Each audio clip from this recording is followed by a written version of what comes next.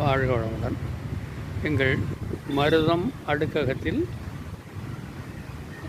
பப்பாளி மரம், பக்கத்தில் கொய்யா, அடுத்ததாக திரு மதிவாணன் கொடுத்த அரை நெல்லி, கீழே வளர்ந்திருப்பவை சோற்றுக்கற்றாழை, துளசி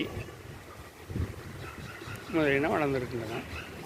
இவற்றில் இந்த சோற்றுக்கற்றாழை என்று சொல்லக்கூடியதை நன்றாக ஒரு சான் அளவுக்கு உடைத்து அதை மேல் தோலை சீவிவிட்டு இவ்வாறு எடுத்துக்கொண்டு கால் முழுவதும் தேய்க்கலாம். கணுக்காலிலிருந்து முழங்கால் வரை தேய்ப்பதால் காலில் நரம்புகள் சுருட்டி இருத்தல் என்று சொல்லக்கூடிய நோயானது நீங்குகிறது.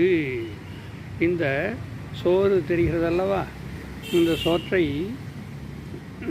தூய்மையாக எடுத்து அலசிவிட்டு கரைத்து மோரில் குடிப்பதால் நீரிழிவு நோய், சர்க்கரை நோய் நீங்கும்.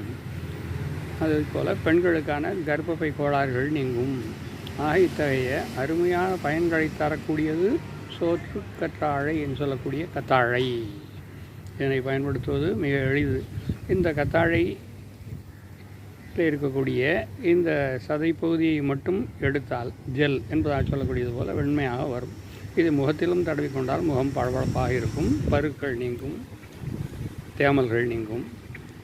இதனோடு சிறிது தூய்மையான மஞ்சள் அரைத்து அதனையும் சேர்த்து கலந்து தேய்த்து கொள்ளலாம்.